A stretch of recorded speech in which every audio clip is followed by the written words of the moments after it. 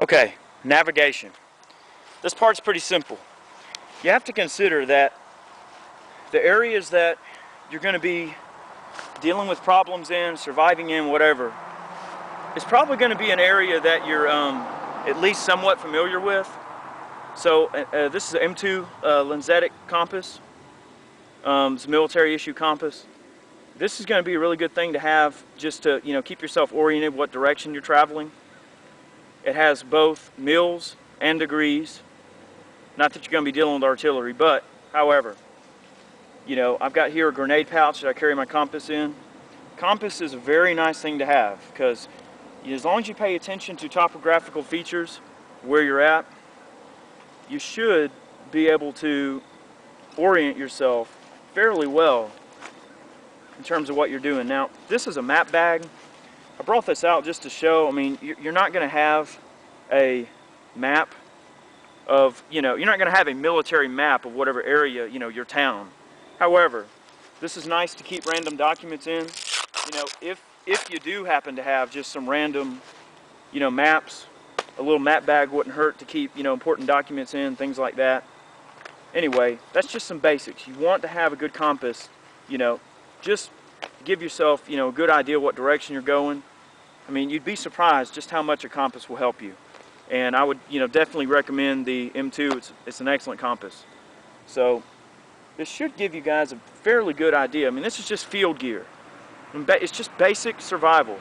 Basically, if you don't need it to survive, don't carry it. It's just going to weigh you down. It's going to bog you down. And this is not everything. There's going to be other little random things that you want to, have to assist you. Some people might like to have baby wipes laying around. You might want baby wipes. You might want certain types of food, whatever. But just remember, whatever you're carrying, it's got to come with you, and you've got to lug it. It's got to be your baby. So this should give you a good idea. I want to go on and show you one more thing with the vacuum sealing technology that's available to consumers now, and it'll give you a good idea how to waterproof things. Reynolds makes this handy vac system. Now, vacuum sealing technology was one of those things that for a while it was really expensive, but it's kind of hit the mainstream, and a lot of people use this for food and stuff. But for field use, these things are awesome. So let's say you live in a very, very wet area where, these rubber-lined rucksacks, your rubber field bag that lines the rucksack, let's just say that's not enough and your stuff is still getting wet. Well, you can seal ammunition in here. You can seal magazines. You can seal anything you want. So let's just say I've got some socks. This is just an example, but, these things also save space too. If you're wanting to pack tight, keep everything, packed, like I said, real tight, then these things are awesome because you can really just get that stuff compact, okay? But, got a couple of rounds of ammunition, a magazine, some socks, plus you got to think. It's rattling around, you're running around out in the woods. You don't want to make any racket, know what I mean? So let's seal this thing. What this does is it sucks the air out of the bag. Real simple. Okay, had a little bit of a malfunction there with my vacuum seal. I had to, you'll likely have to go and find a flat, hard surface somewhere to vacuum seal. But anyway, as you can see, we got a pair of socks, vacuum sealed, a .45 magazine, a couple of rounds of ammunition, and as you can see, no noise. See, you want to be nice and quiet, but you see the compact size. That's just one pair of socks. This bag is huge. I could put 4 or 5 pairs of socks in this thing and vacuum seal it up, and it's going to be very compact, less bulky, makes you faster in the woods, okay? So this is just an example, The vacuum sealing technology is a very cool thing to have laying around. Now granted, if you carry the little unit with you into some bags, sure, it's going to add a little bulk, a little bit more weight, but being able to vacuum seal out in the field is a very, very handy thing. If you kill some game and you want a little meat, you can vacuum seal some meat. Now granted, if you don't have access to refrigeration, it will make it last a little longer, even raw.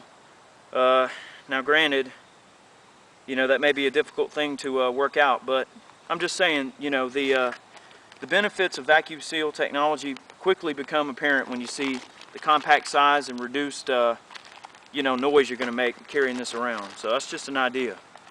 But I did want to mention one thing I forgot to talk about, and that's small fishing kits you can get. You know, when you're living on the land, it helps to have at least some, you know, means to be able to catch fish. And here we have one of the Zebco tackle totes. You know, it's just a little box. It's got a little reservoir here to put, you know, lures, hooks, things like that in. It's got a small collapsible fishing pole. It breaks into pieces, and then a small little Zebco 33. This is good to, you know, be able to live. Also, they sell these little collapsible fishing poles. As you can see, it just telescopes out. This one doesn't have a reel on it, of course, but, you know, you put your, you know, this Zebco would fit right on it. So something like this is definitely a viable option to be able to live off the land. I just thought I'd mention this. You know, I'm basically just trying to, you know, pass along all the things I think are important. I mean, sure, it may be one of those extra things that you have to carry along, and to some people that might be inconvenience, but for an extra pound or two, you know, if you can't shoot any game that day, catch a fish or two, definitely a good source of protein. This was not meant to be a do-all, say-all answer to surviving. But in terms of protection, basic field survivability, living out in the wilderness, these are some things that will definitely help you. There's always going to be other things that you're going to have laying around, but this should give you a pretty good start, you know, as to what you may need. I'm going to follow up with some high-resolution photos of some of these items up close, just to give you an idea. And one thing I didn't mention too in the video is that it may help to have some kind of basic field sleep system. They sell compression sacks for sleeping bags where you can, you know, compress all the air out of them, make them real light and easy to carry. A little lightweight sleeping bag and a little, you know, wet weather poncho or some wet weather gear would be a handy thing to have. Basically just depends on your situation, your climate that you're working in. I mean, obviously if you're in a desert climate, you're going to want balaclavas, eye protection, things like that. You know, you might want some knee pads, elbow pads, things like that. This should give you a very good idea of some of the things you might want to have laying around. But like I said, I'm going to follow up with some detailed photos. We're going to go from there.